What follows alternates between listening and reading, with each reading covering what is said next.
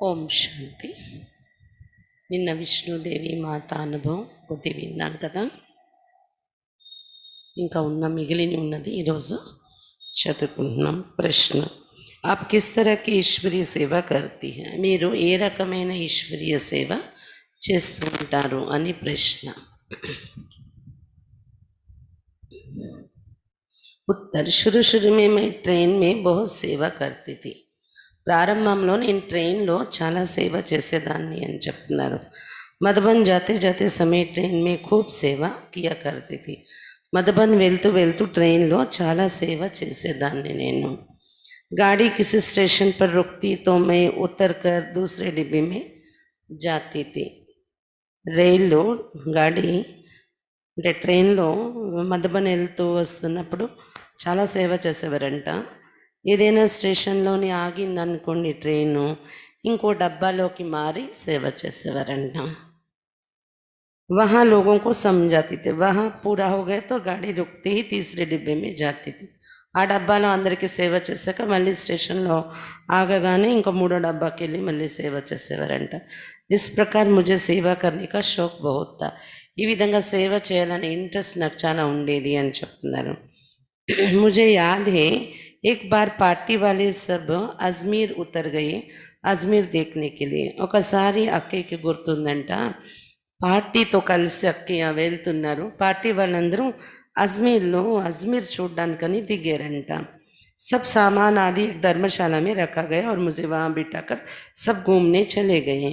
అందరూ కూడా ఒక ధర్మశాల తీసుకుని అక్కడ సామాన్ పెట్టారంట. అక్కడ ఈ అక్కీని చూడడానికి కూర్చోపెట్టేసి సామాన్ చూడమని అందరూ చూసి రావడానికి అజ్మీర్ తిరిగి రావడానికి వెళ్ళారంట. उतने में कुछ सिंधी लोग आए और मुझसे तरह तरह के सवाल करने लगे. ఇంతలో కొంతమంది ఆ ధర్మశాలలో సింధీలు వచ్చారంట. ఈమెను చూసి చాలా రకరకాల ప్రశ్నలు అడిగారంట. उस समय हम बाबा से मिलकर वापस जा रहे थे. बहुत नशा था. उन्होंने जो भी सवाल पूछे उन सबका जवाब बाबा को याद करते हुए दिया. ఆ రోజుల్లో అంటే ఆ సమయంలో బాబాని కలిసి మధుబన్లోని తిరిగి ప్రయాణంలో ఉంటూ అజ్మీర్లో దిగాం మేము. అందుకని నాకు చాలా నష ఉంది అప్పుడైతే బాబాతో కలిసి వస్తున్న కారణంగా. అందుకని వాళ్ళు ఏదైతే ప్రశ్నలు అడుగుతూ ఉన్నారో నాకు, నేను బాబా స్మృతిలో ఉంటూ వాటన్నింటికీ సమాధానాలు ఇస్తూ వచ్చాను అని చెప్తున్నారు. లోగుతో బహుత్ తెలియకిన్ ముझे कोई डर नहीं लगा. చాలామంది ఉన్నారంట సింధీలు, వాళ్ళు పెద్ద గ్యాదరింగ్. కానీ నాకైతే భయం వేయలేదు వాళ్ళు అడిగే ప్రశ్నలకు సమాధానం ఇవ్వడంలో. బాబా బైఠా హై సేవా ఉస్కి హై వో కరాయేగా. वे ఆశ్చర్యచకిత होकर जवाब सुन रहे थे. బాబా కూర్చున్నారు, సేవ అతంది, అతనే చేయిస్తారు నా ద్వారా అనే విశ్వాసంతో నేను వాళ్ళు అడిగిన వాటికి చెప్తూ వెళ్ళిపోయాను. వాళ్ళైతే ఆశ్చర్యంగా నేను చెప్పే జవాబులో వింటూ ఉన్నారు అని చెప్తున్నారు. करनाल में सुबह शाम के क्लास में जाती थी. दिन में गांव गांव में जाकर सेवा करती थी.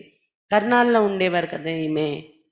కర్నాల్ సెంటర్లో ఎక్కడైతే జ్ఞానం తెలుసుకున్నారో ఆ సెంటర్లో ఉదయము సాయంత్రం 2 పూటలు క్లాస్కి వెళ్ళేవారంట. పగలు ఏదైనా పల్లెటూర్లకు వెళ్ళి అక్కడ సేవ చేసి వచ్చేవారంట. प्रश्न: आप सेंटर पर भी जाती थी और गांवों में ईश्वरीय सेवा करने भी जाती थी, तो घर में बच्चों को कैसे पालती थी? क्या उनकी परवाह नहीं की? మీరు సెంటర్కి వెళ్ళేవారు, గ్రామాల్లో ఈశ్వరీయ సేవ కూడా చేయడానికి వెళ్ళిపోయేవారు, సెంటర్కి కూడా 2 పూటలు వెళ్ళేవారంట. మరి ఇంట్లో పిల్లల్ని ఎలా పెంచేవారు మీరు? వాళ్ళని లెక్క చేసేవారు కాదా, మీరు పట్టించుకునేవారు కాదా అని అడుగుతున్నారు. मुझे ये प्रश्न सुनकर आश्चर्य होता है. औरतें दिन में घंटों आपस में बैठकर गप्पे मारती है, खरीदारी करती, शादी मुरादी में जाती, क्या वे बच्चों की परवाह नहीं करती? మీరు అడిగే ప్రశ్న విని నాకు ఆశ్చర్యం వేస్తుంది. ఏంటి స్త్రీలు గంటలు గంటలు కూర్చొని ఏంటి గప్పాలు కొడుతూ ఉంటారు, కబుర్లు చెప్పుకుంటూ కూర్చుంటారు, అన్ని రకాల మాటలు మాట్లాడుకుంటూ, అలాగే షాపింగ్లకి తిరుగుతారు, పెళ్ళి పేరెంటాల్లో తిరుగుతుంటారు. అంటే పిల్లల్ని లెక్క చేయట్లేదనా వాళ్ళ అర్థము? రోజుకో పార్టీకి తిరుగుతూ ఉంటారు. మరి వాళ్ళ పిల్లల్ని వదిలేసి వెళ్ళిపోతున్నారా ఏంటి? గారికి కామ్కాజ్ నెయ్యి కర్తీ హేనా. ఇంటి పనులు చేసుకోవట్లేదా? అలా బయటకు వెళ్ళిన వాళ్ళు చేసుకుంటున్నారు కదా వాళ్ళు కూడా. मुझे तो पता ही नहीं पड़ा कि मैं कैसे రోజు క్లాస్ में जाती थी. నాకైతే ఇంట్లో అన్ని పనులు చేసుకుంటూ కూడా క్లాస్‌కి ఎలాగెళ్ళిపోయేదాన్నో నాకే తెలీదు అంటున్నారు. बच्चों को तैयार करके खाना देकर स्कूल भेजती थी और गाँव-गाँव जाकर సేవ भी करती थी. పొద్దున్నే లేచి పిల్లల్ని తయారు చేయడము, వాళ్ళకేమో వంట చేసి భోజనం తినిపించడము, స్కూల్‌కి పంపటం అన్నీ చేసేదాన్ని. పగలు గ్రామాల్లో వెళ్ళి సేవ కూడా చేసేదాన్ని అని చెప్తున్నారు. యుగల్ డాక్టర్ థీ ఉన్‌కి భీ మదద్ కర్తీ థీ. మరి వాళ్ళ యుగల్ అయితే డాక్టర్ కదా! అతనికి కూడా నేను సహయోగం చేసేదాన్ని అని చెప్తున్నారు. ఈశ్వరీ నశ और खुशी में हमें कोई मुश्किल ही नहीं आई. ఈశ్వరీ నశ మరి ఖుషీలో ఉండడం వల్ల ఏమి కష్టమే రాలేదు మా ఎదురుగా. आज हम देखते हैं कि माता पिता बच्चों के पीछे दिन रात इतने लगे हुए हैं कि उनको सत्संग में जाने के लिए फुर्सत ही नहीं है. ఈ రోజుల్లో చూసినట్లయితే మాతా పిత పిల్లల వెనక రాత్రి పగలు పిల్లలు వెనకే పడి ఉంటున్నారు. వాళ్ళని వదిలి రాలేరు. సత్సంగాల్లో రావడానికి టైమే లేదంటారు పిల్లలతోని.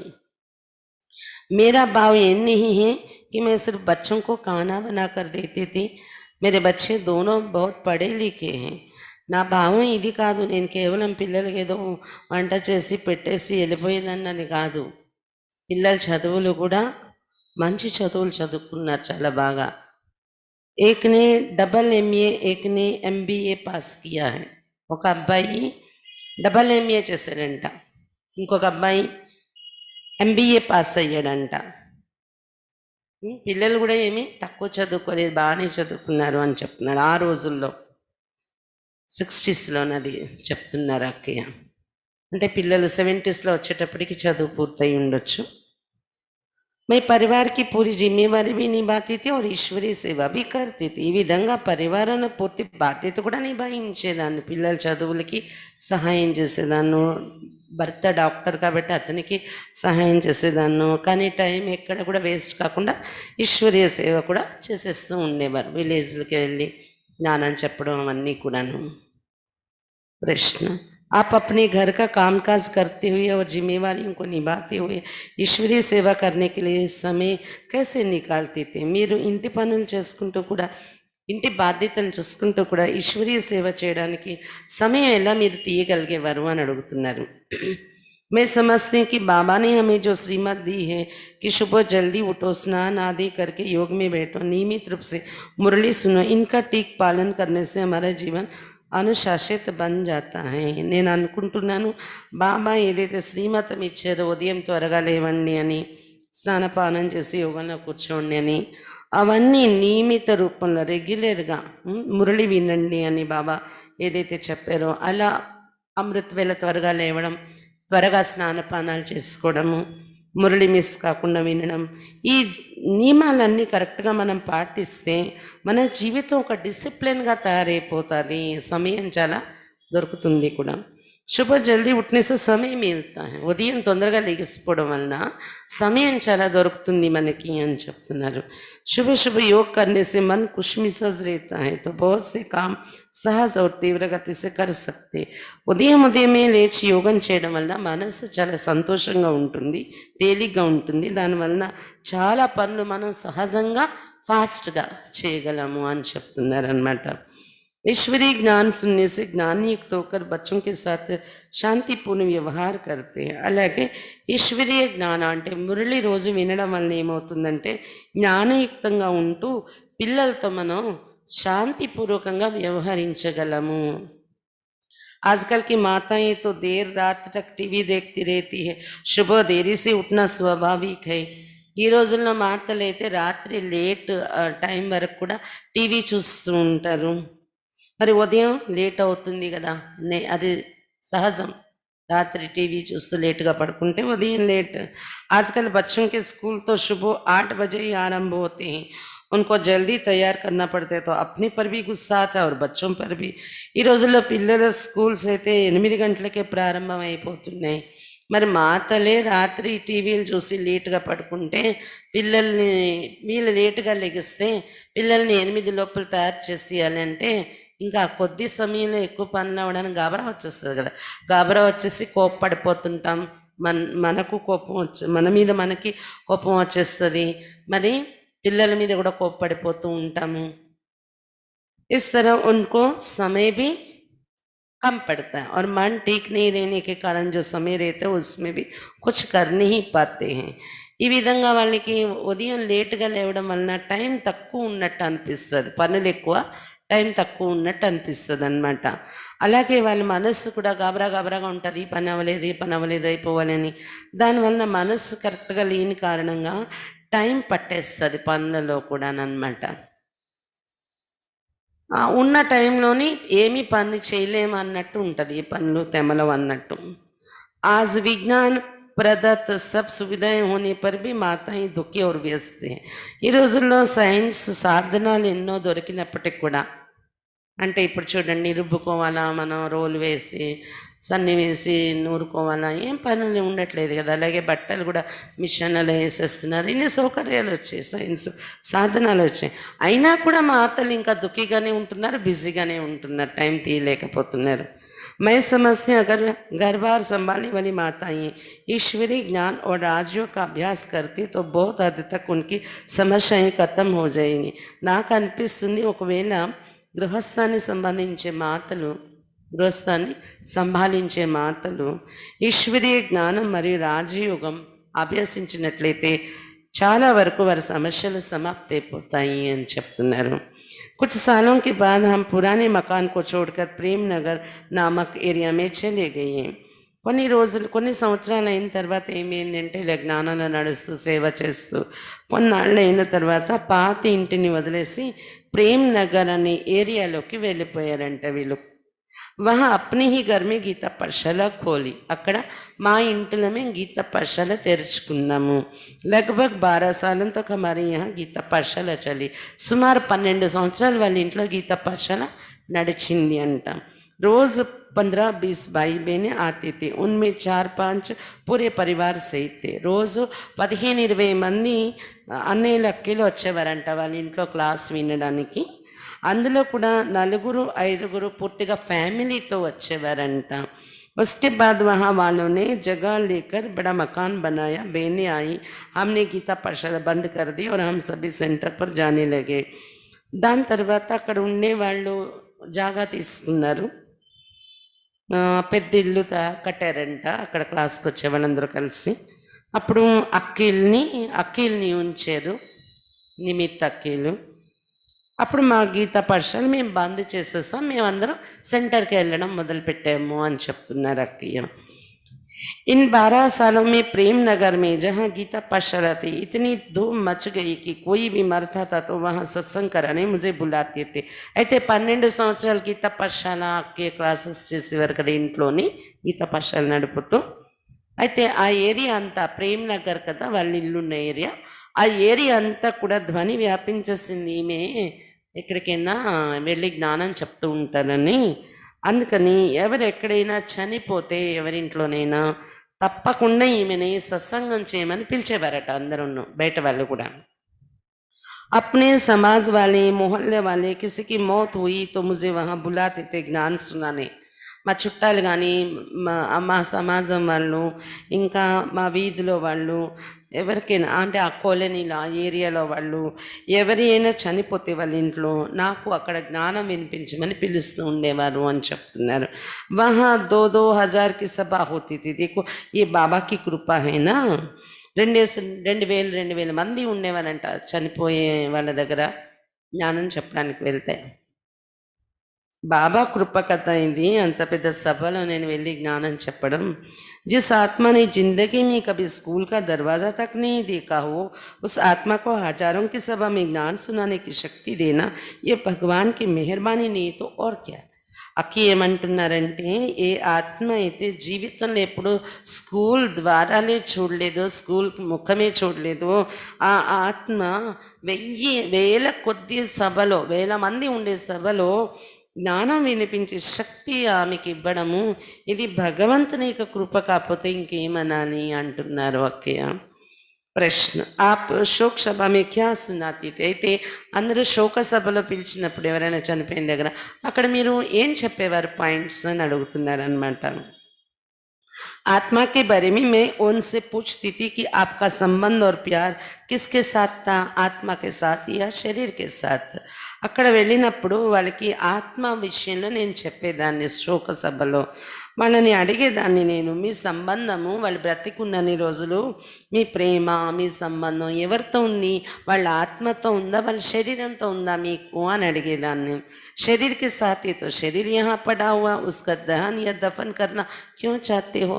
ఒకవేళ వాళ్ళ శరీరంతో మీకు ప్రేమ ఉంది అంటే దాన్ని ఎందుకు మీరు కాల్చేయాలి, పాతి పెట్టాలి అనుకుంటున్నారు, పొడిచి పెట్టాలని అని అడిగేవారంట. ఉస్కో గలే లగాకర్ ఘర్ మే క్యూ నీ రఖతే, మీ మెడలో కట్టుకొని ఇంట్లోనే ఉంచుకోవచ్చు కదా మరి బాడీ, నీ బాడీ మీద మీకు ఆ శరీరాన్ని ప్రేమిస్తున్నట్టయితే మీరు అని అడిగేవారంట.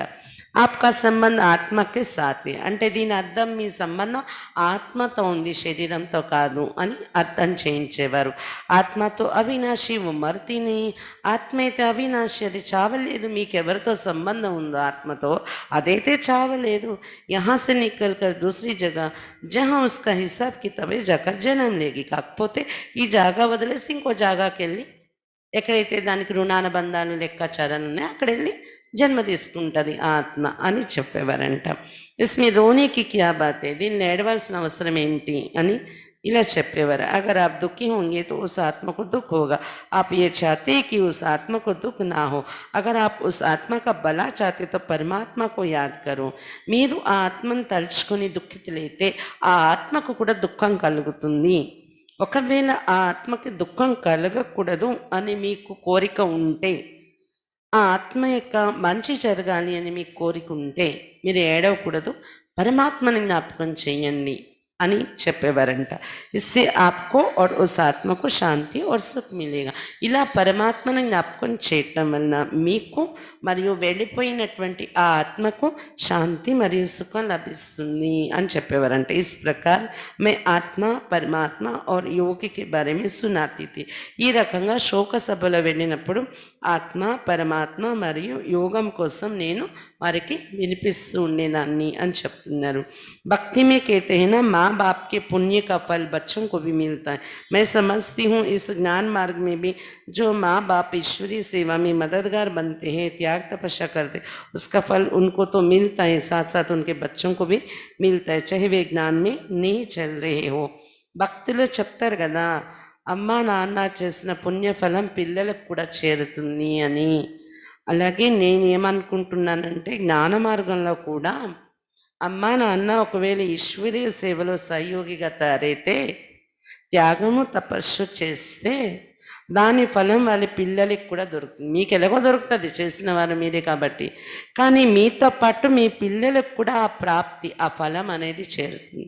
భలే వాళ్ళ జ్ఞానంలో నడవకపోయినా కానీ ఆ పుణ్యఫలం వాళ్ళకి వెళ్తుంది అని చెప్తున్నారు అక్కి అనుభవం. इसके लिए मेरे बच्चे साक्षी है, क्योंकि वे ज्ञान में तो नहीं चलते, लेकिन उनका अपना परिवार, व्यापार, नौकरी है, वे संपत्ति से भरपूर है. దానికి సాక్షి ఎగ్జాంపుల్ నా పిల్లలు అని చెప్తున్నారు. ఎందుకంటే వాళ్ళు జ్ఞానంలో నడవట్లేదు, అయినప్పటికి కూడా వాళ్ళ పరివారము, వ్యాపారము, ఉద్యోగము, ధనంతో సంపన్నంగా ఉన్నారు వాళ్ళు అని చెప్తున్నారు అన్నమాట. అంటే ఈమె చేసిన సేవ యొక్క పుణ్యఫలమే అలా పిల్లలకి సెట్ అయింది. ఉన్కి అప్ని అప్ని బడి బడి కోటియాँ हैं, గాడి మోటరే हैं. ఇప్పుడు పిల్లలకి వాళ్ళ వాళ్ళ పెద్ద పెద్ద బిల్డింగ్స్ ఉన్నాయి, కార్లు ఉన్నాయి వాళ్ళకి. मैं समझती हूँ कि ईश्वरीय ज्ञान में चलना और ईश्वरीय सेवा में सहयोगी बनना अपने लिए और दूसरों के लिए जन्म जन्मांतर के लिए भाग्य का द्वार खोलना है. అంటే దీన్ని బట్టి నా కుటుంబంలో ఉన్న, పిల్లల్లో ఉన్న ఆ అభివృద్ధిని బట్టి నాకు అర్థమవుతున్నది ఏంటి, ఈశ్వరీయ జ్ఞానంలో నడవడము, ఈశ్వరీయ సేవలో మనం సహయోగిగా తయారవడం వలన మన కోసం మనము ఇతరుల కోసం కూడా, అంటే మన ఇంటి కుటుంబం కోసం కూడా జన్మ జన్మాంతరాల యొక్క భాగ్య ద్వారం తెరుచుకుపోతుంది అని చెప్తున్నారు అక్కే. సేవ చేయడం వల్ల అలాంటి భాగ్యం భవిష్యత్తులోనే కాదు, ఈ జన్మలో కూడా బాగుంటుంది. మనకే కాదు, మన పిల్లలకు కూడా ఫలం చేరుతుంది అని చెప్తున్నారు అక్కయ్య. क्या आपने बच्चों को ज्ञान में लाने की कोशिश की? ఎవరో ప్రశ్న అడుగుతున్నారు. మీరు పిల్లల్ని జ్ఞానంలో తీసుకురావడానికి ప్రయత్నించారా లేదా? उत्तर कोशिश की लेकिन जबरदस्ती नहीं की నేను ప్రయత్నించాను కానీ బలవంతం చేయలేదు వాళ్ళకి అని చెప్తున్నారు मैं उनको बचपन से समझाती रही कि आत्मा क्या है परमात्मा का स्वरूप क्या है योग कैसे लगाना है వాళ్ళ చిన్నప్పటి నుండి రోజు వాళ్ళకి చెప్పేదాన్ని నేను ఆత్మ అంటే ఏంటి పరమాత్మ స్వరూపం ఏంటి యోగం ఎలా చేయాలి ఇవన్నీ నేను పిల్లలకు కూడా చెప్పేదాన్ని जब कॉलेज में गए तब उनका संग और विचार बदल गए వాళ్ళు ఎప్పుడైతే పెద్దవాళ్ళే కాలేజీల్లోకి వెళ్ళారో వాళ్ళ సాంగత్యము వాళ్ళ ఆలోచనలు అన్నీ మారిపోయాయి अब वे बड़े हो गए हैं अपना अपना परिवार बस आया है लेकिन ब्रह्मा कुमारियों के प्रति उनके अंदर बड़ा सम्मान है ఎప్పుడైతే వాళ్ళు ఇద్దరు అబ్బాయిలే కదా ఇద్దరు పెద్దవాళ్ళు అయిపోయారు వాళ్ళ వాళ్ళ కుటుంబాన్ని కూడా తయారు చేసుకున్నారు వివాహాలు అయిపోయాయి కానీ బ్రహ్మకుమారిలంటే వాళ్ళ మనసులో చాలా सम्मान भावना అయితే ఉంటుంది ఇప్పటికీ घर पर कोई भी ब्रह्मा कुमार भाई बहन आते हैं तो वे उनका प्यार से सत्कार करते వాళ్ళ ఇంటిలో బ్రహ్మకుమారి అన్నయ్యలక్కలు ఎవరైనా వచ్చినట్లయితే చాలా ప్రేమతో సత్కరిస్తారు వాళ్ళు अपने से जो भी सहयोग हो करते हैं వాళ్ళ చేతి నుండి ఎంత సహయోగం చేయగలిగితే అంత సహయోగం కూడా చేస్తారంట సెంటర్కి वे दोनों बाबा के घर मधुबन भी होकर गए వాళ్ళు మధుబన్ కూడా వచ్చి వెళ్ళారు ఇద్దరు అని చెప్తున్నారు पवित्रता के बारे में आपको कभी पति की तरफ से विघ्न नहीं आया प्रश्न పవిత్రత విషయంలో మీ పతి వైపు నుండి మీకేమీ విఘ్నం రాలేదా అని అడుగుతున్నారు नहीं क्योंकि सेंटर पर पवित्रता की राखी हम दोनों ने एक दूसरे को बांधी थी और प्रतिज्ञा भी की थी कि आज से हम पवित्र रहेंगे जब लोगों को पता पड़ा कि इन दोनों ने एक दूसरे को राखी बांधी है तो वे मुझसे पूछने लगे कि अरे तुम पति पत्नी भाई बहन बन गए ఎందుకంటే సెంటర్లో పవిత్రత యొక్క రాఖీ మేమిద్దరం ఒకరికొకరు కట్టుకున్నాము ప్రతిజ్ఞ చేసుకొని ప్రతిజ్ఞ కూడా చేసాం రాఖీ కట్టుకోవడమే కాకుండా ఈ రోజు నుండి పవిత్రంగా ఉంటాము అని అయితే చుట్టుపక్కల వాళ్ళకి ఎప్పుడైతే తెలిసిందో వీళ్ళిద్దరూ అక్కడ సెంటర్లో ఒకరికొకరు రాఖీ కట్టుకున్నారని అందరూ అడగడం మొదలుపెట్టారంట వచ్చి ఏంటి మీరు పతి పత్ని అన్నా చెల్లెళ్ళు అయిపోయారా అని అడిగేవారంట मैंने उनसे पूछा जब आप मंदिर में जाते भगवान की आरती करते तो उस समय क्या कहते तुम माता पिता हम बालक तेरे ऐसा तो नहीं है ना कि पति कहता है कि तुम माता पिता पत्नी कहती तो तुम सास ससुर అప్పుడు అలా అడిగే వాళ్ళకి చెప్పేవారంట అక్కయ్య చూడండి ఎప్పుడైతే మీరు మందిరానికి వెళ్తారో భగవంతునికి ఆరతిస్తూ మీరు ఏం పాడతారు నీవే మాతా పిత నీ బాలకులు మేము అంటారు కదా అంతేనా లేకపోతే పతి వెళ్ళి నీవే మాతా పిత అంటే పత్ని వెళ్ళి నీవే అత్త మామ అంటారా ఏంటి భగవంతుణ్ణి మరి మనం సోదరి సోదరులు అవ్వలేదా అని ఇలా అడిగేవారంట తిరిగి అక్కయ్య భలే ही आप लौकिक दृष्टि से पति पत्नी हैं परंतु पारलौकिक दृष्टि से परमात्मा के सामने उसके बच्चे भाई बहन है ना భలే లౌకిక దృష్టిలో పతి పత్ని సంబంధమే కావచ్చు కానీ పారలౌకిక దృష్టిలో పరమాత్మ ఎదురుగా అతని పిల్లలు అందరము మరి అప్పుడు సోదరి సోదరులు అవుతాం కదా అని ఇలా చెప్పేవారంట వాళ్ళకి हमने भी उसी दृष्टि से एक दूसरे को राखी बांधी है कि हम परमात्मा के बच्चे हैं మేము కూడా రాఖీ కట్టుకున్నాం ఒకరికొకరికంటే మేము పరమాత్మ పిల్లలం ఒకే తండ్రి పిల్లలము భగవంతుని పిల్లలము కాబట్టి మేము ఒకరికొకరు రాఖీ కట్టుకున్నాం ఆ ఆలోచనతోనే అని చెప్పారంట तुम तो भाई बहन कहते हो परमात्मा ने हमें ये कहा है कि तुम आत्मा की दृष्टि से दोनों भाई भाई हो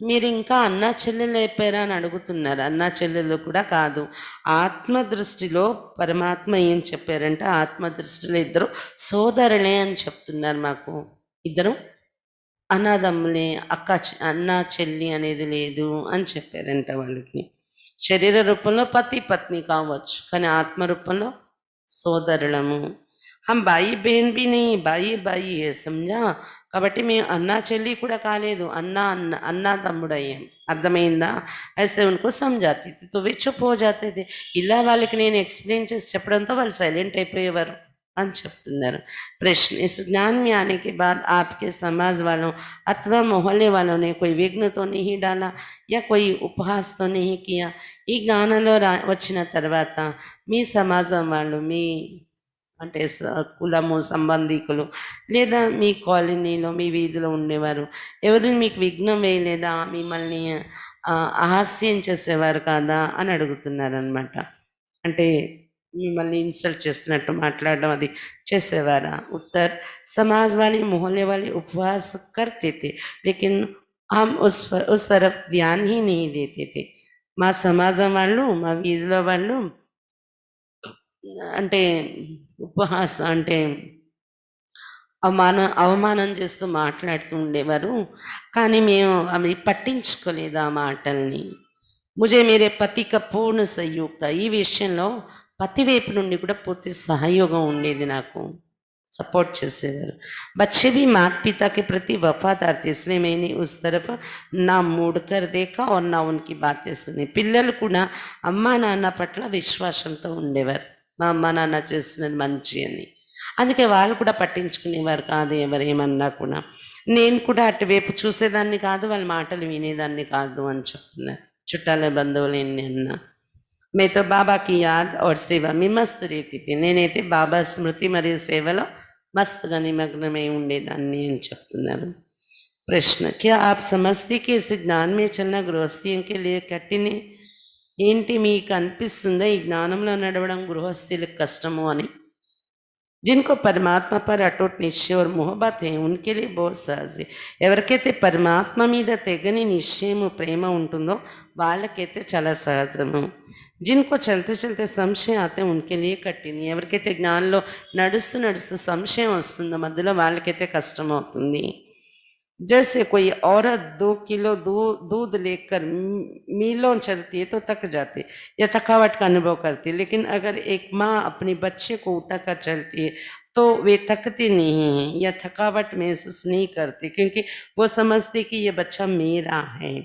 उसी प्रकार जो व्यक्ति आध्यात्मिकता को जीवन की आवश्यक वस्तु समझता है, परमात्मा को अपना संबंधी समझता है, उसको परमात्मा के आदेश निर्देश कठिन नहीं लगते, सुख सुविधा के साधन अनुभव होते हैं.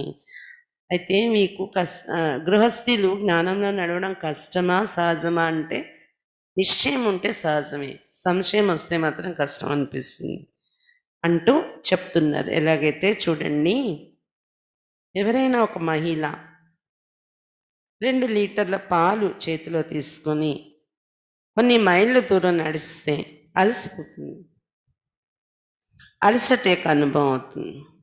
కానీ ఒకవేళ ఒక తల్లి తన పుత్రుణ్ణి ఎత్తుకొని నడిస్తే మైళ్ళ దూరమైనా అలస్తుందా? అలసిపోదు, అలసట అనుభవం. ఎందుకు? ఎందుకంటే ఆమె మనసులో ఉంటుంది, ఈ అబ్బాయి నా కొడుకు, నా పుత్రుడు, నా పుత్రుడిని నేనే ఎత్తుకొని నడవాలి అనేది ఆమెకు ఉంటుంది. కాబట్టి అలసట అనేది తెలియదు ఆమెకి, కష్టం అనేది తెలియదు. అదే రకంగా ఏ వ్యక్తికైతే ఆధ్యాత్మికత అనేది జీవితంలో అవసరమైన వస్తువు అని అర్థమవుతుందో, పరమాత్మను తమ సర్వ సంబంధీకుడు అని తెలుసుకుంటారో వాళ్ళకి పరమాత్మ యొక్క ఆదేశం నిర్దేశం కష్టం అనిపించదు. ఇంకా అందులో సుఖము సౌకర్యం ఉంది. పరమాత్మ ఆదేశం మన సుఖ సౌకర్యానికి సాధనము అని అనుభవం చేస్తారు వాళ్ళు అని చెప్తున్నారనమాట. కాబట్టి ఇది అవసరము, ఇది నా కోసమే, ఈ నిశ్చయం ఉంటే కష్టం అనిపించదు గృహస్థంలో ఉంటూ కూడా. आप कहती है ये रास्ता सहज है, लेकिन दुनिया वाले ऐसे क्यों कहते कि ब्रह्मा कुमारी जीवन गृहస్థిयों के लिए नहीं है? మీరు అంటున్నారు ఈ మార్గం సహజమైందని, కానీ బయట మానవులు బ్రహ్మకుమారి జీవితం గృహస్థుల కోసము కాదు అని అంటారు. మరి ఏంటంటారు దీనికోసం అని అడుగుతున్నారు. जिन्होंने जिस रास्ते को देखा ही नहीं है, जाना ही नहीं है, जिस पर चले ही नहीं है, वे कैसे कहेंगे कि ये सहज है? ఎవరైతే ఈ మార్గం ఏంటో ఎప్పుడు చూడనే లేదు, తెలియనే తెలీదు, ఈ మార్గం ఏంటనేది ఎప్పుడు నడవనే లేదు ఈ మార్గంలోని, వాళ్ళకి ఇది సహజమని ఎలా అనిపిస్తుంది చెప్పండి? దీని రుచి చూడని వాళ్ళకి. जब वे भी इस ज्ञान मार्ग में चलेंगे तब ही पता पड़ेगा कि ये ज्ञान उनके लिए फायदेमंद है. ఎప్పుడైతే అలా మాట్లాడే వాళ్ళు ఎవరున్నారో వాళ్ళు కూడా స్వయం ఈ జ్ఞాన మార్గంలో నడిచి చూస్తే అప్పుడు అనిపిస్తుంది ఈ జ్ఞానం వాళ్ళ కోసం లాభాన్ని ఇచ్చేది అని.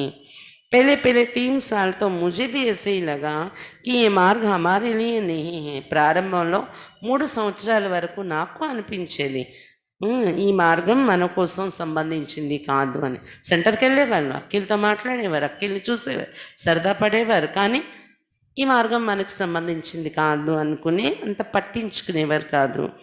जब मैं इस ज्ञान को रोज़ सुनने लगी, समझने लगी और योग करने लगी, दूसरों की सेवा करने लगी, तब ही तो मुझे अनुभव हुआ कि हम जैसे घर परिवार वालों के लिए इस ज्ञान योग की बहुत आवश्यकता है.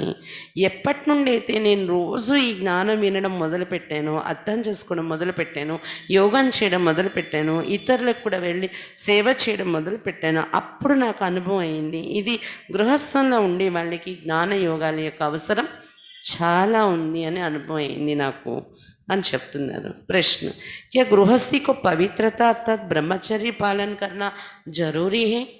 గృహస్థిలు పవిత్రత బ్రహ్మచర్య పాలన చేయడం అవసరమా అని ప్రశ్న అడుగుతున్నారు. వర్తమాన సమయ కే హిసాబ్ సే హర్ ఏక్ కో పవిత్ర బన్నా జరూరీ హై. వర్తమాన సమయం లెక్కలు చూసుకుంటే ప్రతి ఒక్కరు పవిత్రంగా తయారవడం అవసరం ఇప్పుడు అని చెప్తున్నారు. అగర్ గృహస్థి बनकर भी पवित्र रहना है तो शादी करने से क्या फायदा? विकार में जाने के लिए तो शादी करते हैं ना. ఒకవేళ గృహస్థిగా ఉంటూ కూడా పవిత్రంగా ఉండాలి అంటే ఇంకా వివాహం చేసుకోవడం ఎందుకు? వికారాలను వెళ్ళడం కోసమే కదా వివాహాలు చేసుకుంటూ ఉంటారు అని అడుగుతున్నారనమాట. ऐसा समझना गलत है. अला अनुकोवడం ఇది పొరపాటు. मैंने बचपन में सुना था कि एक शिष्य ने अपने गुरु से पूछा कि गुरुजी संसारी लोगों को जीवन में कितनी बार विकार में जाना चाहिए? गुरु ने कहा 1 बार. फिर दूसरा प्रश्न पूछा कि उससे इच्छा पूर्ति नहीं हुई तो? उत्तर मिला 2 बार. फिर उनसे पूछा उससे भी पूर्ति नहीं हुई तो? गुरु ने कहा कफन को अपने सिर पर रख जो चाहे कर ले.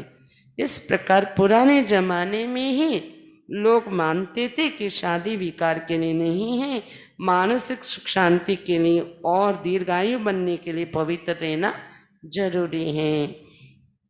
నేను నా బాల్యంలో విన్నాను, ఒక శిష్యుడు గురువుని అడిగాడంట, గురూజీ సంసారంలో ఉండేవారు సంసార జీవితంలో ఎన్నిసార్లు వికారాల్లో వెళ్ళొచ్చు అని అడిగితే గురువు చెప్పాడంట ఒకసారి అని.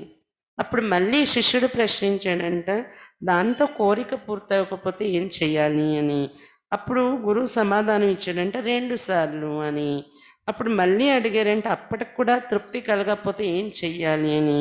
గురువు చెప్పాడంటే శవం మీద ఉన్న బట్టలు తీసేసి నీకేం కావాలో చేయు అన్నాడంట. ఈ రకంగా పాతకాలంలో కూడా అలా చెప్పేవారు, వికారాల్లో వెళ్ళడం సరికాదు, వికారాల కోసం వివాహ సంబంధాలు లేవు అనేది నేర్పించేవారు గురువులు. కాబట్టి మనం కూడా ఇక్కడ మానసిక సుఖము శాంతి అనుభవం కావాలి, దీర్ఘాయుష్ పొందాలి అంటే తప్పకుండా పవిత్రంగా ఉండాలి అని చెప్తున్నాను. अगर शादी विकार में जाने के लिए नहीं है तो किस लिए? మరి వివాహం వికారాలు వెళ్ళడం కాకపోతే ఇంకా దేనికోసం అని అడుగుతున్నారు. देखो मैं आपको बताती हूँ, शादी करना बच्चे होना ये विधि आदिकाल से चलती आई है, लेकिन उस काल के और इस काल के विधान में अंतर है. చూడండి, వివాహం చేసుకోవడం పిల్లలు కలగడం ఇదంతా సత్యగా ఆది కాలం నుండి విధి ఉంది. కానీ అప్పట్లో ఉన్న విధానానికి ఇప్పుడున్న విధానానికి तेड़ा उंदी. सत्य त्रेता युग में शादी होती थी, वहाँ भी वंश वृद्धि होती थी, लेकिन काम विकार से नहीं, योग बल से. సత్యయుగం త్రేతాయుగంలో కూడా వివాహాలు జరిగేవి, అక్కడ కూడా వంశవృద్ధి జరిగేది, కానీ కామ వికారంతో కాదు, యోగ బలంతో. लेकिन अब शादियां होती विकार में जाने के लिए और बच्चों की पैदाइश भी होती विकार से. కానీ ఇప్పుడు వివాహాలు అలా మారిపోయే వికారాల కోసం అన్నట్టు. పిల్లల జన్మ కూడా వికారాలతో జరుగుతుంది ఇక్కడ. वर्तमान समय की विधि यथार्थ विधि नहीं है. इससे ज़्यादा महत्व का विषय ये है कि अभी परमात्मा अवतरण ले चुका है इस विश्व का परिवर्तन करने के लिए, अर्थात इस विश्व में पवित्रता सुख शांति समृद्धि संपन्न सत्य की स्थापना करने के लिए, पवित्र दुनिया की स्थापना के लिए पवित्र रहना और पवित्र बनना जरूरी है. వర్తమాన సమయంలో నడుస్తున్న విధి యథార్థమైన విధి కాదు. అంతకన్నా ఎక్కువ మహత్వపూర్ణమైన విషయం తెలుసుకోవాల్సింది ఏంటంటే, ఇప్పుడు పరమాత్మ అవతరణ జరిగి ఉంది ఈ విశ్వాన్ని పరివర్తన చేయటం కోసము. ఈ విశ్వంలో పవిత్రత, సుఖము, శాంతి, సమృద్ధితో సంపన్నంగా ఉన్న సత్యుగ స్థాపన చేయటం కోసం పరమాత్మ అవతరించారు. పవిత్ర ప్రపంచ స్థాపన కోసం పవిత్రంగా ఉండడం మరియు పవిత్రంగా తయారడం అవసరము. इसलिए मैं कहती हूँ कि अभी विश्व को पवित्र परिवारों की आवश्यकता है, ना कि వికారీ పరివారం కి. ఇప్పుడు విశ్వం అంతా పరివర్తన కావాలి కాబట్టి విశ్వానికి పవిత్ర పరివారాల యొక్క అవసరం ఉంది, వికారీ పరివారాల యొక్క అవసరం లేదు. पवित्र बनने के लिए ईश्वरीय ज्ञान और योग ही अनिवार्य मार्ग है. పవిత్రంగా తయారడం కోసం ఈశ్వరీయ జ్ఞానం మరియు యోగమే అవసరము. प्रश्न, जब आपके पति ने शरीर का त्याग किया उस समय आपकी अवस्था कैसी थी? మీ పతి ఎప్పుడు శరీరం వదిలేరో అప్పుడు మీ స్థితి ఎలా ఉంది అని అడుగుతున్నారు. दुख नहीं हुआ, लेकिन जिस आत्मा ने 50 साल तक साथी बनकर हर कार्य में सहयोग दिया उसके उपकार के लिए कृतज्ञता के 2 बूंद आंसू जरूर निकले. ये दुख या मोह के नहीं थे, కృతజ్ఞత थे. నాకైతే దుఃఖం కలగలేదు, కానీ ఏ ఆత్మ అయితే 50 సంవత్సరాలు నాకు సాథీగా ఉంటూ ప్రతి కార్యంలో సహయోగం ఇచ్చారో ఆయన ఉపకారానికి నేను కృతజ్ఞత తెలిపే భావంతో 2 నీళ్లు, 2 బిందువులు నా కంటి నుండి రావడం అయితే వచ్చాయి. కానీ అది దుఃఖానికి వశమే, మోహానికి వశమే కాదు, కృతజ్ఞత భావంతో వచ్చాయి అని చెప్తున్నారనమాట. ఇది విష్ణుదేవి మాత పరిచయం అయింది. ఈరోజు బ్రహ్మకుమారి హంసమాత రాజాని ఈమె పరిచయం మనం వింటున్నాం. హంసమాత आपने सन 1961 में ईश्वरीय ज्ञान प्राप्त किया. ఈమె 1961లో ఈశ్వరీయ జ్ఞానంలోకి వచ్చారు. आप मुंबई में रहते, आप घर गृहस्थ में रहते हुए भी ईश्वरीय ज्ञान योग और मर्यादाओं का नियमित रूप से अनुसरण करती हैं. ముంబైలో ఉంటున్నారు, గృహస్థంలో ఉంటూ కూడా ఈశ్వరీయ జ్ఞాన యోగాలు మర్యాదల్ని పాలన చేస్తున్నారు. आपने योग में बहुत अच्छे अच्छे अनुभव किए. యోగంలో చాలా మంచి మంచి అనుభవాలు చేశారు ఈమె. मुझे देखते बाबा ने कहा ये मेरी गोपी बच्ची है. నన్ను చూడగానే బాబా చెప్పారు ఈమె నా గోపి బచ్చి అని అని హంసమాత తన మాటలు చెప్తున్నారు. ప్రాణదాత జీవనదాత కేకర్ భక్త పరమాత్మకు మహిమ కర్తే. ప్రాణదాత జీవనదాత అంటూ భక్తులు పరమాత్మ మహిమ చేస్తారు. कहते हैं మన పరమాత్మని ప్రాక్టికల్ మే ऐसा किया होगा. మహిమ చేస్తున్నారు ప్రాణదాత అని అంటే తప్పకుండా పరమాత్మ ప్రత్యక్షంగా అలా చేస్తుంటారు, ప్రాణాలు పోస్తుంటారు కదా ఎవరికైనా. నిరాకార్ అశరీరి ज्योतिर्बिंदु परमात्मा ने संदेशी द्वारा संदेश भेजकर मरणासन्न स्थिति पर सन्नद्ध कटिबद्ध अनेक माताओं को प्राण दान जीवन दान दिया है. నిరాకారుడు అశరీరి జ్యోతిర్బిందు పరమాత్మ సందేశక్కెల ద్వారా సందేశాన్ని పంపించి మరణావస్థలో ఉన్న అనేక మంది మాతలకు ప్రాణదానం ఇచ్చి జీవనదానం ఇచ్చారు. उन्हीं माताओं में से एक माता ब्रह्मा कुमारी हंसा माता राजानी अपना अलौकिक अनुभव सुना रही. आ अటువంటి మాతల్లో ఒక మాత అయిన బ్రహ్మకుమారి హంస మాత రాజాని తన अलौकिक अनुभव వినిపిస్తున్నారు.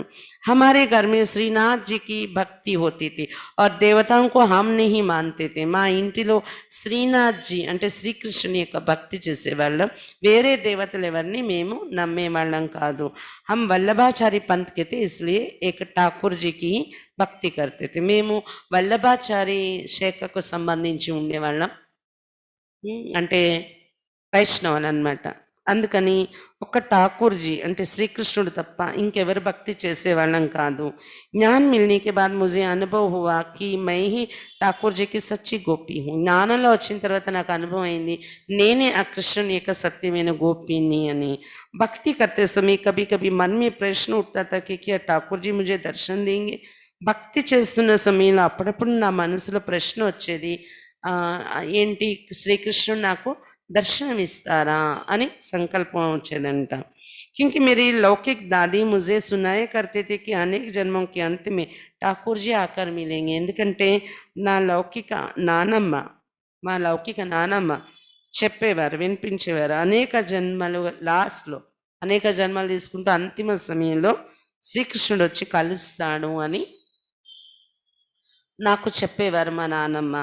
लेकिन अंत कब होगा ये उसको भी पता नहीं था और मुझे भी पता नहीं था. అంటే అనేక జన్మలు తీసుకుంటూ ఆఖరిలో భగవంతుడు కలుస్తాడు, దొరుకుతాడు అని చెప్పేవారంట. కానీ ఎప్పుడు అది అంతిమము అంటే ఇది ఆమెకి తెలీదు, నాకు తెలిసేది కాదు అని చెప్తున్నారు. जैसे ही मैंने बाबा को देखा वैसे ही वे मेरी नजरों से गुम हो गए. एक दिन मेरी सास की सहेली घर पर आई. मेरे सास ने उससे कहा कि आप मंदिर जाते समय मेरी बहू को भी ले जाया करो. ఒక రోజు వాళ్ళ అత్తగారు తాలూకా ఫ్రెండ్ ఇంటికి వచ్చారంట. అయితే వీళ్ళ అత్తగారు ఆమెతో అన్నారంట, నువ్వు మందిరంకి వెళ్ళేటప్పుడు మా కోడల్ని కూడా తీసుకుని వెళ్తుండు అన్నారంట. उसने कहा जरूर ले जाऊंगी. ఆమె అన్నారంట, అలాగే తప్పకుండా తీసుకెళ్తాను అని. एक हफ्ते के बाद वो माता आई और मुझसे बोली ठाकुर जी से मिलना है. అదే జరిగాక వారం రోజులు అయిపోయిందంట. వారం రోజులు అయ్యాక ఆ మాత మళ్ళీ వీళ్ళ ఇంటికి వచ్చారంట. అడిగారంట అంటే ఈమెని, శ్రీకృష్ణుడు ఠాకూర్జీ అంటారు కృష్ణుడిని, కృష్ణుడితో కలవడానికి వస్తావా, కలుస్తావా అని అడిగానంట. मैंने कहा हाँ मिलना है. నేను కలవాలి అన్నారంట. उसने कहा चलो मेरे साथ, आज तुमको ठाकुर जी से मिलाऊंगी लेकिन किसी से कहना नहीं. పద అయితే ఈరోజు నీకు శ్రీకృష్ణుడితో కల్పిస్తాను, కానీ నువ్వెవరికి చెప్పకూడదు అన్నారంట. मैंने कहा अपने पति से जरूर कहूंगी क्योंकि मेरी दादी ने कहा था कि कोई भी बात हो पति को जरूर सुनाना. అయితే ఈమె అన్నారంట, లేదు నేను ఎవరికి చెప్పినా చెప్పకపోయినా మా పతికి అయితే తప్పకుండా చెప్తాను అని. ఎందుకంటే వాళ్ళ నాన్నమ్మ నేర్పించారంట, నువ్వు ఏది చేసినా ఏ విషయం ఉన్నా పతికి తప్పకుండా వినిపించాలి అని. माता ने कहा कि उनको बताना कि लक्ष्मी बेन का गुरु आया है, मैं उनके साथ जा रही हूँ. मैंने పతి से ऐसे ही कहा. అయితే అప్పుడు ఆ మాత చెప్పారంట, అయితే నీ పతికి నువ్వు చెప్పాలంటే ఇలా చెప్పు, లక్ష్మీ మాత వచ్చారు, వాళ్ళు గురువు వచ్చారంట, ఆ గురువుతో కల్పించడం కోసం తీసుకెళ్తున్నారు, ఆమెతో పాటు నేను వెళ్తున్నాను అని ఇలా చెప్పు అన్నారంట. అలాగే వాళ్ళ పతికి చెప్పి బయలుదేరారంట. चलते चलते रास्ते में लक्ष्मी बेन ने बताया कि उनके गुरु में भगवान आता है और उनका गुरु ही श्री कृष्ण है, ठाकुर जी हैं. ऐसे सुनाते सुनाते वो मुझे ब्रह्म कुमारी आश्रम पर ले गई. నడుస్తూ నడుస్తూ తోవలోని ఆ లక్ష్మీ బేన్ ఎవరైతే మాత ఉన్నారో లక్ష్మీ మాత ఈ హంస మాతను పట్టుకెళ్తున్నారు కదా, అయితే తోవలోని నడుస్తూ నడుస్తూ చెప్పారంట, నేను ఏ గురువు దగ్గరికి పట్టుకెళ్తున్నానో అతనిలో భగవంతుడు వస్తూ ఉంటారు, అతనే శ్రీకృష్ణుడు అని చెప్పారంట. అలా మాటలు చెప్తూ చెప్తూ బ్రహ్మకుమారి ఆశ్రమానికి తీసుకెళ్లారు. जब हम आश्रम पर पहुंचे तो देखा कि वहाँ एक सफ़ेद वस्त्रधारी बुजुर्ग व्यक्ति बैठा था. ఆశ్రమానికి చేరుకుంటే అక్కడ చూసాను, ఒక తెల్ల బట్టలతో ఉన్న వృద్ధ వ్యక్తి కూర్చున్నారు చూసాను నేను. जैसे ही मैंने उनको देखा वैसे ही मेरी नज़रों से वे गुम हो गए और वहाँ ठाकुर जी आकर खड़े हो गए जिनकी मैं पूजा करती थी. నేను ఆ తెల్ల బట్టలతో ఉన్న వృద్ధుడైనటువంటి బ్రహ్మబాబాను చూశారు హంసమాత. చూడగానే ఆ శ్వేత వస్త్రాలతో ఉన్న రూపం మాయమైపోయిందంట, ఆమెకి కనిపించలేదంట. ఆమె ఏ ఠాకూర్జీ అంటే శ్రీకృష్ణుని మూర్తికి పూజ చేసేవారో ఆ శ్రీకృష్ణుడు నిలబడి కనిపిస్తున్నారంట ఆ స్థానంలోని. బ్రహ్మబాబా కనిపించలేదంట ఆమెకు. ఠాకూర్ జీ కో దేక్ మే బహుత్ ఖుష్ హో గయి. నాకు శ్రీకృష్ణుడు కనిపించడం వల్ల చాలా ఖుషి అయిపోయాను. ఉనుకో దేఖ్నే మే తల్లీన్ హో గయి. అలా చూస్తూనే లీనమైపోయాను నేను బాబా వైపు. బాబా రూపం మాయమైపోయింది, కృష్ణుడు నాకు కనిపించడం మొదలైంది అంటున్నారు. उस माता ने मेरा हाथ हिलाया और कहा देखो ये ब्रह्मा बाबा हैं. ये तुरंत बाबा सम्मुख आ गए. అప్పుడు ఎవరైతే మాత ఈమెను పట్టుకెళ్ళారో ఈమె చేయి పట్టుకొని ఇలా కదిపారంట. కదిపి చూడు నువ్వెవరిని చూస్తున్నావు, ఈయన బ్రహ్మా బాబా అని చెప్పారంట గట్టిగా. చెప్తే వెంటనే ఆమె అప్పుడు కాన్షియస్లోకి వచ్చారు, స్పృహలోకి వచ్చారు. అప్పుడు బ్రహ్మా బాబా సమ్ముఖంగా కనిపించారంట, కృష్ణుడు మాయమైపోయి. माता ने बाबा से कहा, बाबा ये मेरी सहेली की बहू है। बाबा ने मुझे देखते हुए कहा कि ये तो मेरी गोपी बच्ची हैं।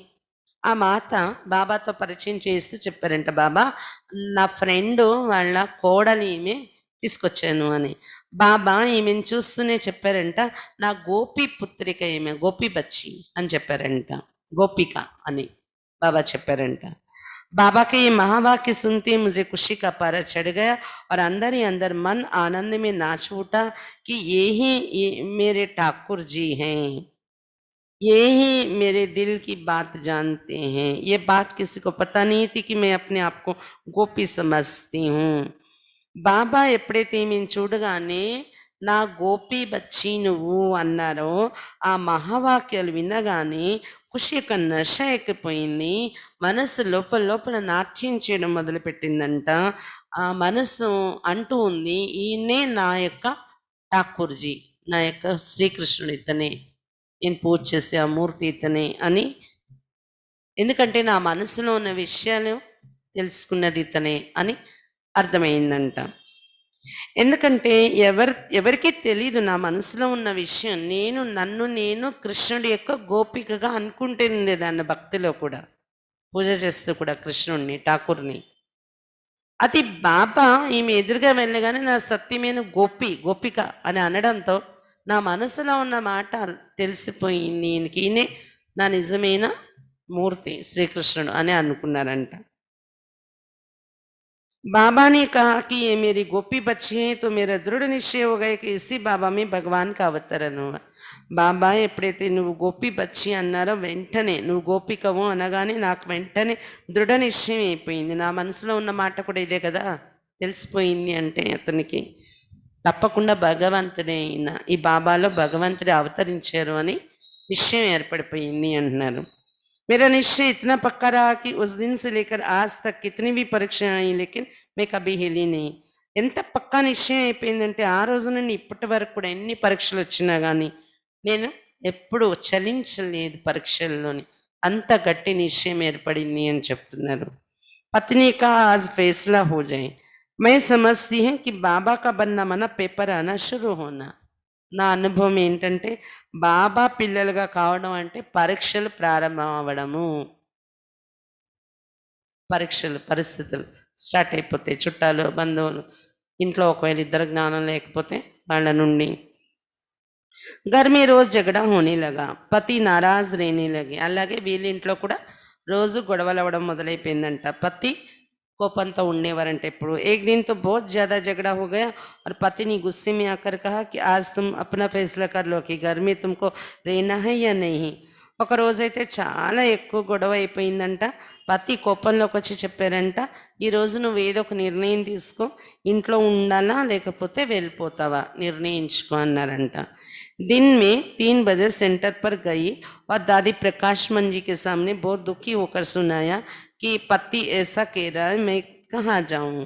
అది పగలు 3 గంటల సమయంలోని సెంటర్కి వెళ్ళారంట. వెళ్తే అక్కడ ప్రకాష్ మణి దాది ఉన్నారు. దాది ఎదురుగా దుఃఖిగా ఉంటూ వినిపించారంట, పతి లేలా గొడవ చేస్తున్నాడు, ఇంట్లో ఉంటావా వెళ్ళిపోతావా అంటున్నారు. నేను ఎక్కడికి వెళ్ళాలి, వెళ్ళిపోతే ఎక్కడికి వెళ్తాను అని. दादी ने समझाया कि अरे तुमको घर में रहकर दुनिया के सामने आदर्श बनकर दिखाना है. అప్పుడు దాది చెప్పారంట, ఎక్కడికి వెళ్ళిపోతావు, ఇంట్లో ఉంటూ ఆదర్శంగా ఉదాహరణగా తయారై చూపించాలి నువ్వు, కుటుంబం పరివారంలో ఉంటూ అన్నారంట దాది. అవి బాబా ఆతే ఉంగి ఉన్సే మిల్లో, కానీ బాబా వస్తుండొచ్చుప్పుడు బాబా కలుస్తారేమో, బాబాతో కూడా అడుగు అన్నారంట దాదీజీ. थोड़ी देर के बाद बाबा आए. కొద్దిసేపు అయ్యాక బాబా వచ్చారంట, బ్రహ్మ బాబా. मैं बाबा के सामने भी खूब रोई. బాబా ఎదురుగా కూడా చాలా ఏడ్చాను నేను అని చెప్తున్నారు. बाबा ने बड़े प्यार से माथे पर हाथ फेरा और कहा, बच्ची तुम शक्ति हो. బాబా ఏమో ప్రేమతో తల మీద చెయ్యేసి నిమిరుతో మాట్లాడారంట, బచ్చి నువ్వు శక్తి కదా. फिर पूछा कि तुम कहाँ की शक्ति हो. మళ్ళీ అడిగారంట బాబా, నువ్వు శక్తి కదా, ఎక్కడ సంబంధించి శక్తి నువ్వు. गृहस्थी रूपी मैदान में रहने वाली शक्ति हो या मैदान छोड़कर भागने वाली शक्ति हो या संग्राम में विजय बनने वाली शक्ति हो. గృహస్థమని మైదానంలో పోరాడే శక్తివా, లేకపోతే మైదానాన్ని వదిలేసి పారిపోయే శక్తివా, లేకపోతే సంగ్రామంలో విజయగతారే చూపించే శక్తివా నువ్వు అని అడిగారంట బాబా. बाप तो तुमको शेर पर देख रहा है, दुनिया के सामने तुम्हें सैंपल बनाना चाहता है. బాబా అయితే నిన్ను సింహం మీద ఉన్న శక్తిలాగా చూస్తున్నారు, ప్రపంచం ఎదురుగా నిన్ను ఒక శాంపుల్గా తయారు చేయాలనుకుంటున్నారు బాబా అన్నారంట బాబా. बाबा की इन बातों को सुनते ही मुझे अंदर अनुभव होने लगा कि बाबा मुझे शेरनी शक्ति के रूप में देख रहा है. ఈ మాటలు బాబా నోటి నుండి వింటూనే నాకు లోపల అనుభవం అయింది, బాబా నన్ను సింహం మీద ఉన్న శక్తి అనే రూపంలో చూస్తున్నారు అని అనుభవం అయింది నాకు అని చెప్తున్నారు. మేరే ऊपर दुआएं बरसा रहा है और शक्तिशाली प्यार भरी दृष्टि दे रहा है. ఈ విధంగా బాబా ఆశీర్వాదాల యొక్క పలుకులు వర్షిస్తూ ఉన్నారు. నువ్వు శక్తివి, సింహం మీద ఉన్న శక్తివి, నువ్వు ఉదాహరణ మూర్తివి, అలా ఇలా బాబా ఆశీర్వాదాలు వర్షిస్తున్నారు. శక్తిశాలి ప్రేమతో కూడిన దృష్టి కూడా ఇస్తున్నారంట బాబా. ऐसा भी महसूस हो रहा था कि मुझमें बाबा से आध्यात्मिक शक्ति संचार हो रहा है. ఆ దృష్టి ఇస్తుంటే నాలో బాబా నుండి ఒక ఆధ్యాత్మిక శక్తి ప్రవేశిస్తుంది అని కూడా నాకు అనుభవం అయింది అని చెప్తున్నారు. ఫిర్ బాబానే కహా బచ్చి నుమా షామ్ యోగ్ హో గయి హే, అబ్ ఘర్ జాओ. ఇప్పుడు సాయంత్రం యోగం అయిపోయింది, నువ్వు ఇంటికి వెళ్ళిపో అన్నారంట బాబా. दादी जी से कहा इसको टोली खिलाओ. फिर बाबा कहाँ वहाँ से चले गए. दादी जी ने टोली खिलाई और कहा कि अब घर जाओ, सब ठीक हो जाएगा. దాదీతో బాబా చెప్పారంటే మీకు కొద్దిగా టోలీ తినిపించండి అని. అప్పుడు దాదీ ఏమో టోలీ తినిపించారంట, టోలీ పెట్టారంట. బాబా అయితే అలా చెప్పేసి లోపలికి వెళ్ళిపోయారంట. దాదీ టోలీ తినిపించారు, తర్వాత చెప్పారంట ఇంటికి వెళ్ళిపో, అంతా బాగానే ఉంటుంది నువ్వు ఇంటికి వెళ్ళాక అని చెప్పారంట. मैं घर गई और यथावत घर में कामकाज करने लगी. ఇంటికి వెళ్ళిపోయాను నేను, యోగం అయిపోయాక రాత్రి ఇంటికి వెళ్ళిపోయి నా పని లేదు, నేను ఎప్పుడులాగానే చేసుకుంటూ ఉన్నాను ఇంట్లోని. రాత్ 9 బజే పతి ఆయే, వే సామాన్య హో చుకే తే. రాత్రి 9 గంటలకి పతి వచ్చారంట ఇంటికి. మామూలుగానే ఉన్నారంట ఆయన, సామాన్యంగానే ఎప్పట్లాగానే. वे भी यथावत व्यवहार करने लगे जैसे कि कुछ हुआ ही नहीं. అతని వ్యవహారం కూడా ఏమీ గొడవే లేదు అన్నట్టనే అలా నడుచుకున్నాడంట ఆయన ఇంటికి వచ్చాక. మళ్ళీ ఏమి పాత విషయాలు ఏమీ రిపీట్ చేయలేదు. उसके बाद उन्होंने मुझे कभी कुछ नहीं कहा. ఆ రోజు నుండి మళ్ళీ ఎప్పుడు ఏమీ అనలేదంట అతను. ఇంత విచిత్రం చూడండి. एक हफ्ते के बाद मैं बाबा से फिर मिली. बाबा से कहा बाबा पति भी ज्ञान में चले तो मेरा विघ्न टल जाएगा. बाबा ने उत्तर दिया बच्ची चिंता नहीं करो, वो सहयोगी जरूर बन जाएगा. అయితే ఒక రోజు మళ్ళీ వారం రోజులు అయ్యాక బాబా కలవడానికి వెళ్ళారంట. బాబాకి చెప్పారంట బాబా పతి కూడా జ్ఞానంలోకి వచ్చేస్తే నా విఘ్నం తొలగిపోతుంది అని. ఇప్పుడు బాబా చెప్పారంట బచ్చి చింత చేయకు, అతడు కూడా తప్పకుండా నీకు సహయోగి అయిపోతారు అని చెప్పారంట బాబా. బాబా చెప్పారంటే అయిపోయి ఉంటారు, అందుకే నెక్స్ట్ ఇవ్వలేదు మళ్ళీ. అది బాబాని ముజే పునర్జన్మ దియా. एक बार शरीर ने भी मेरा पेपर लिया. ఒకసారి శరీరం కూడా నాకు పరీక్ష పెట్టింది అని చెప్తున్నారు. मेरे पेट का बड़ा ऑपरेशन हुआ. उस समय डॉक्टर ने बोला कि ये कुछ घंटे ही जिंदा रह सकेगी, इसलिए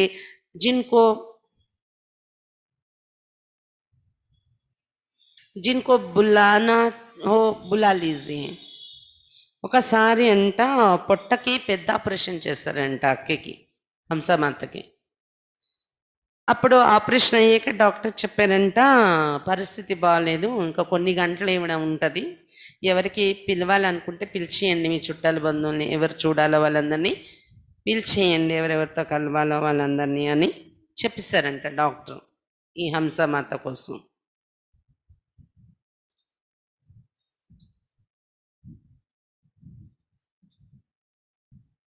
पेट फुल गया था, పొట్టంతా పొంగిపోయిందంట. నాడీ చల్ని బంద్ హో గయి థీ. ఏమంటారు పల్స్ బంద్ అయిపోయిందనమాట, పొట్టంతా పొంగిపోయింది. मेरी लड़की शील दादी के पास गई और कहा कि डॉक्टर ने बोला कि मम्मी कुछ घंटे की मेहमान है. అయితే వాళ్ళ అమ్మాయి హంసమాత వాళ్ళ అమ్మాయి ఇక్కడ బొంబాయిలో కదా ఉండేవారు, షీల్ దాది ఉన్నారు అక్కడ బొంబాయి సెంటర్లో, షీల్ దాది సందేశి. అక్కడికి వెళ్ళి చెప్పారంట, డాక్టర్ చెప్పారు, మా మమ్మీ కొన్ని గంటలే గెస్ట్, ఇంకా అతిథి, కొన్ని గంటల కోసం ఉన్న అతిథి వెళ్ళిపోతున్నారు అని చెప్పారంట. शील दादी वतन में गई बाबा के पास और बाबा को समाचार दिया. వెంటనే షీల్ దాది సందేశి కదా వతనంకి వెళ్ళారంట, వెళ్ళి బాబాకి మెసేజ్ ఇచ్చారంట, ఇలా హంస మాత యొక్క పరిస్థితి ఇది అని. బాబా ने कहा घबराने की कोई बात नहीं, ठीक हो जाएगी. అయితే వతనంలో బాబా చెప్పారంట, భయపడే అవసరం లేదు, ఆమెకి బాగైపోతుంది అని చెప్పారంట. तुम अमृत का पानी, भोग, एक नेपाली शाल और एक नैपकिन लेकर जाओ. సందేశంలో వెళ్ళాలంటే తప్పకుండా భోగ్ పెట్టే వెళ్తారు కదా, ఏదో ఒకటి తయారు చేసి కూర్చొని వెళ్తారు సందేశి అక్కీలు సందేశంలోకి. అయితే బాబా చెప్పారంట, భోగ్ పెట్టినప్పుడు తప్పకుండా నీళ్లు పెడతారు, అమృత్ అంటే తీర్థం నీళ్లు, తర్వాత భోగ్ ఐటమ్ ఏది తయారు చేస్తుంది పెడతారు కదా. బాబా చెప్పారంటే ఈ భోగులో పెట్టిన తీర్థం యొక్క నీళ్లు, భోగు, బాబాకి భోగు పెట్టారు కదా ఆ భోగు, తర్వాత ఒక నేపాలీ షాలు, తర్వాత ఒక రుమాలు, ఒక నాప్కిన్ పట్టుకొని వెళ్ళండి అని చెప్పారంట. రుమాల్ అంటే అదే నాప్కిన్ పట్టుకొని వెళ్ళండి. వెళ్ళి ఏం చెయ్యాలో కూడా బాబా చెప్పారు. అమృత్కి పానీ సే मुंह धोकर थोड़ा भोग मुंह में डालना, बाद में अमृत का पानी पिलाकर नैपकिन से मुंह ढक देना, साथ में नेपाली शाल सारे शरीर पर ओढ़ा देना. బాబా చెప్పారంటే మీరు వెళ్ళాక ఏం చేయాలంటే ఈ తీర్థం నీళ్ళు ఉన్నాయి కదా, తీర్థం నీళ్ళు కొంచెం తీసుకొని చేతిలో దాంతో ముఖం కడగండి, కడిగి తర్వాత భోగ్ ఏదైతే ఉందో నోట్లో వేయండి, ఆవిడకి తినిపించండి, తినిపించి తర్వాత ఈ తీర్థం నీళ్ళు కొద్దిగా పోసి తాగించండి నోట్లోని. దాని తర్వాత ముఖం మీద నాప్కిన్ ఏదైతే పట్టుకెళ్ళారో అది కప్పియండి ముఖం మీద అంతా, గాలి తగలకుండా. తర్వాత ఒంటి మీద నేపాలీ షాల్ పట్టుకెళ్ళమన్నారు కదా బాబా, ఒంటి మీద నేపాలీ షాల్ వేసి కప్పేయండి అని చెప్పారంట బాబా. साथ में नेपाली शाल सारे शरीर पर उड़ा देना. शील दादी और बड़ी दीदी जी हॉस्पिटल आई. అప్పుడు మన్మోహిని దీది షీల్ దాది ఇద్దరు కలిసి హాస్పిటల్కి వెళ్ళారంటే ఇవి పట్టుకొని భోగు తీర్థము అన్నీ. उस समय मैं बेहोश पड़ी थी, ट्रिप चढ़ी हुई थी. बाबा ने जैसा कहा था उन्होंने वैसा ही किया. చాలా ఇంకా మూర్ఛిత స్థితిలో ఉన్నారంట అక్కయ్య బెడ్ పైన. బాబా ఎలా చెప్పారో అలా దాది దీది వెళ్ళి, షీల్ దాదీను దీది వెళ్ళి అలాగే చేశారంట. అన్నీ అలా తీర్థంతో ముఖం కడిగి మళ్ళీ కొద్దిగా భోగు తినిపించి తీర్థం తాగించి షాల్ కప్పేసి నాప్కిన్ కప్పేసి అన్నీ చేశారంట. बाबा ने जैसे कहा था उन्होंने वैसे ही किया. फिर दोनों ने कुछ समय तक मुझे दृष्टि दी और जाते समय शील दादी ने मेरे बच्चे से कहा कि तुम्हारी मम्मी ठीक हो जाएगी, ये बाबा ने कहा है. తర్వాత ఇద్దరు అక్కడ నిలబడి షీల్ దాదీను దీదీను చాలాసేపు ఆమెకి దృష్టి ఇచ్చారంట, బెడ్ మీద ఉన్న ఆమెకి. ఈమె మెలకులో లేరు కానీ వాళ్ళు మాత్రం నిలబడి దృష్టి ఇచ్చారంట చాలా సమయం. దృష్టి ఇచ్చాక తర్వాత వాళ్ళు బయలుదేరిపోతూ వాళ్ళ అమ్మాయికి చెప్పారంట షీల్ దాది, బాబా చెప్పారు మీ అమ్మ సరి అయిపోతుంది అని, కాబట్టి మీ అమ్మకి బాగైపోతుంది అని చెప్పారంట. ఈ సారీ బాతి ముజే బాద్ మే సునాయి గయి. తర్వాత ఆమెకు మెలకు వచ్చేసాక ఇవన్నీ చెప్పారంట, బాబా ఇలా చెప్పారంట, తెచ్చి చేశారు దాది వాళ్ళు అని. उसके 2 घंटे के बाद सब कुछ सामान्य होता गया. దాది వాళ్ళు వెళ్ళి అలా చేశారు, చేసి కాసేపు దృష్టి ఇచ్చి చెప్పేసి వచ్చేసారు. అక్కడికో 2 గంటలు అంటే అలాగే ఉంచమని చెప్పారంట దాది వాళ్ళు, బాబా అలా చెప్పారని. తర్వాత 2 గంటల సేపు అలా వదిలేస్తే 2 గంటలు అయ్యాక మామూలు అయిపోయిందంట, నార్మల్ అయిపోయిందంట అక్కకి అంతాను. పల్స్ బి సామాన్య రూప్ సే చల్నే లగి, నార్మల్గానే పల్స్ నడవడం మొదలుపెట్టిందంట. लगभग 3 घंटे के बाद मुझे होश आया. 2 గంటలు అయ్యాక పల్స్ నడవడం మొదలైంది, అంతా బాగానే సెట్ అవుతూ వచ్చింది, నార్మల్ అవుతూ వచ్చింది. కానీ ఈమెకు 3 గంటలు అయ్యాక మెలకు వచ్చిందంట. ఏ బాబా కా హీ చమత్కార్ తా జో ముజే నయా జీవన్ మిలా. బాబా యొక్క అద్భుతం ఇది, కొత్త జీవితం ఇచ్చారు నాకు చనిపోతున్న దానికి అని చెప్తున్నారు.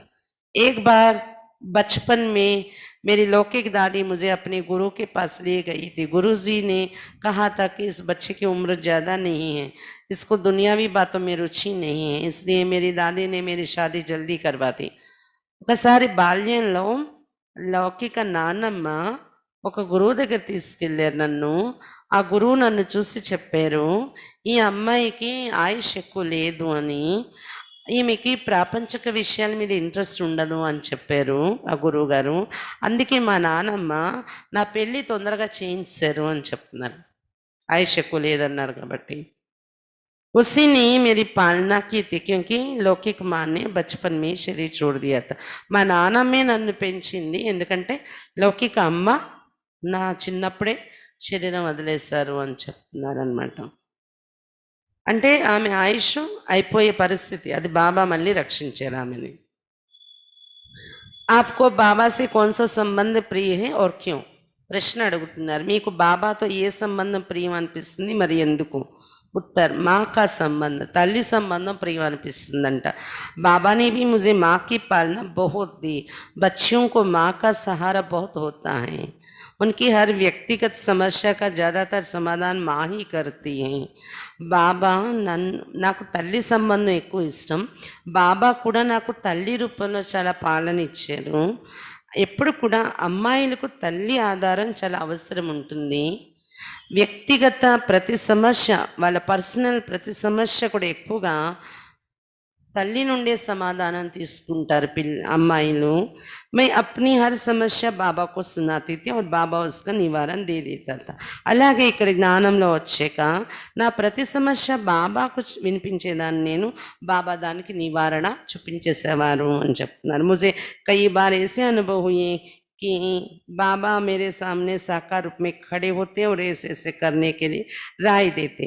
ఎన్నోసార్లు నాకు ఇలా అనుభవం అయింది. నాకు అవసరం అయినప్పుడు నా ఎదురుగా సాకార రూపంలో బాబా నిలబడి ఇలా ఇలా చెయ్యు అని సలహాలు ఇస్తున్నట్టు నాకు ఎన్నోసార్లు అనుభవం అయింది అంటున్నారు. ऐसे तो बाबा ने मुझे सर्व संबंधों का अनुभव कराया है, लेकिन मुझे सबसे अधिक प्रिय माँ का संबंध है. మామూలుగా అయితే బాబా సర్వ సంబంధాల అనుభవం నాకు చేయించారు, కానీ అన్నింటికన్నా ఎక్కువ అధిక ప్రియమైన సంబంధం తల్లి యొక్క సంబంధము నాకు బాబాతో ఇష్టము అని చెప్తున్నారు. అచ్చా, ఈ విధంగా హంస మాత యొక్క అనుభవం కంప్లీట్గా విన్నాం మనం. రేపు శాంతిదేవి మాత యొక్క అనుభవం ఉంటుంది.